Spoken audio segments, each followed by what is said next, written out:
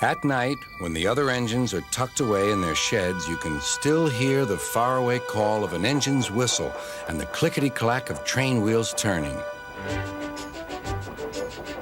This is the sound of the mail train. One train is pulled by Thomas and the other by Percy, as the loads are too heavy for one engine to do the work alone. The mail is loaded into freight cars at the harbors, and the engines pull their trains through the silent stations, delivering their precious loads.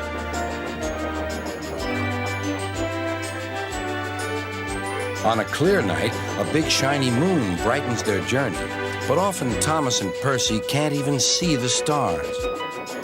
But whatever the weather, lamps along the track always light their way. One night, Percy was waiting at the junction. The main line train was late. At last, Henry arrived. Sorry, he puffed. The mail boat from the mainland was delayed. Come on, Percy, said his driver. Let's make up for lost time. Percy puffed along as quickly as he could, but the sun was already rising as he finished his work. Never mind, thought Percy. It's nice to be up and about when it's the start of a new day and there's no one else around. Percy was not alone for long. Bother, said Percy. It's that dizzy thing, Harold. Good morning, whirred Harold.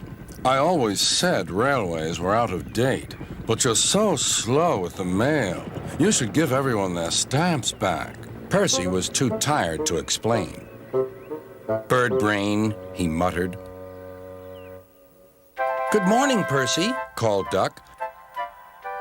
You're up early this morning? No, you're wrong, sighed Percy. I'm back, tired and late. He rolled into the shed and fell asleep almost before his buffers touched the bar. His driver decided to set off early that evening. Thomas was waiting at the station. Thank goodness I have a chance to speak to you.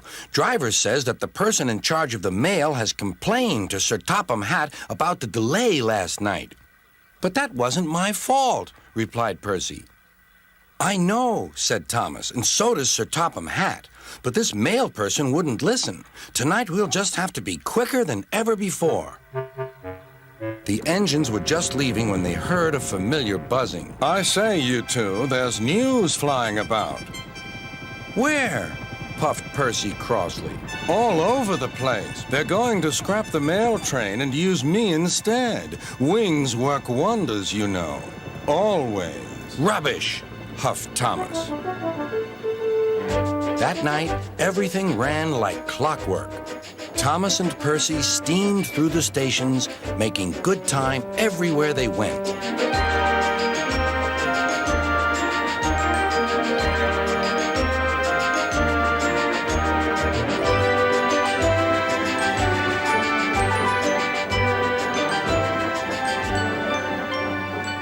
At a station, Thomas noticed a man looking cold and worried. He had missed his train home.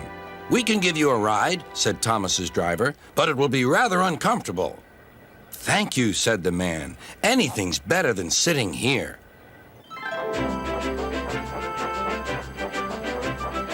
The next afternoon, Percy passed the airfield and saw Harold.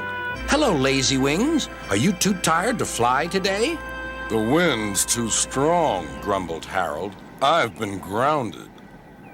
You need rails, laughed Percy. They work wonders, you know. Always.